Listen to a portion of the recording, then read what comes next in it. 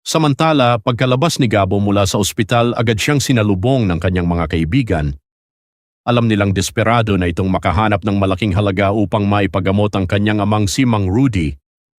Sinabi ng kanyang mga kaibigan na handa nilang ibigay ang lahat ng kikitain nila upang makatulong sa gastusin sa ospital. Nagpasalamat si Gabo ngunit alam niyang hindi pa rin sasapat ang kanilang maiaabot. Kaya naman naghanap sila ng mas mabilis na paraan upang kumita. Isa sa kanyang mga kaibigan ang nag-alok ng isang trabahong malaki raw ang kita sa loob lamang ng isang gabi. Bagamat nag-aalinlangan, tinanggap ito ni Gabo.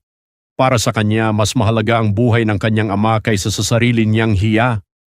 Ngunit pagdating nila sa lugar, laking gulat ni Gabo nang malaman niyang sa isang bar pala sila nagtatrabaho. Mas lalo pa siyang nabigla nang sabihin sa kanya na magiging macho dancer sila upang kumita ng malaking pera. Hindi iyon ang trabahong inaasahan niya. Ngunit sa bawat sandaling naiisip niya ang kanyang amang nakaratay sa ospital, pinilit niyang lunukin ang kanyang pride. Makalipas ang ilang sandali, isa-isa silang umakyat sa entablado. Habang sumasayaw si Gabo, napansin siya ng isang customer na agad siyang pinababa upang makausap ng mas malapitan.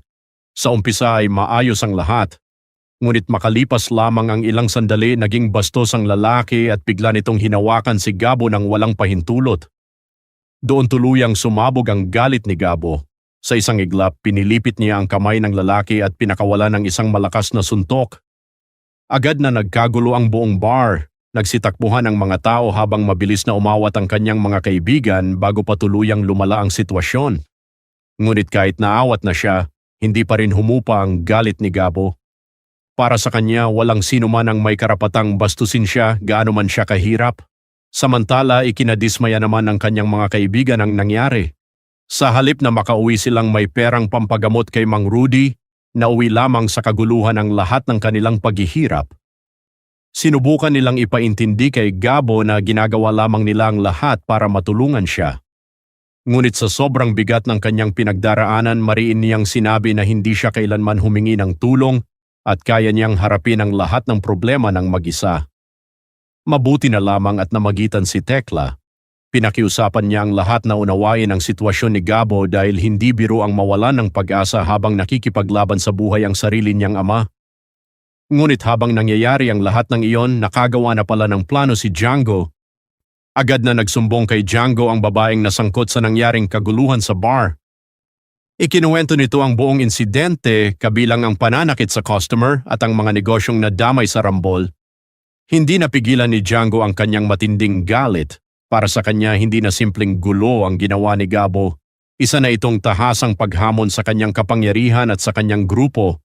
Dahil dito agad niyang ipinatawag ang kanyang mga tauhan at nagbigay ng isang utos na walang pag-aalinlangan. Ihanda niyo ang mga tao natin. Ngayong gabi tatapusin na natin si Gabo. Habang mag-isang naglalakad si Gabo sa isang madilim na kalsada, hindi niya namalayang sinusundan na pala siya ng Sa isang iglap, hinampas siya ng baril sa likod ng ulo.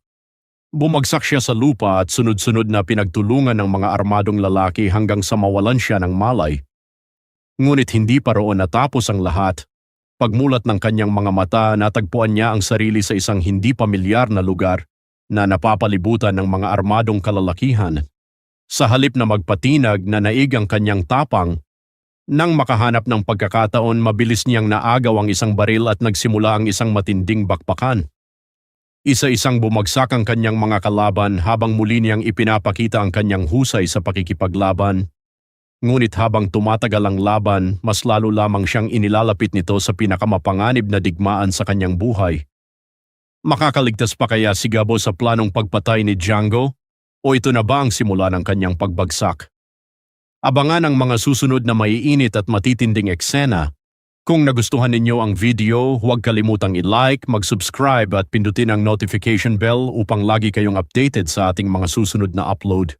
Maraming salamat sa inyong panonood at magkita-kita tayong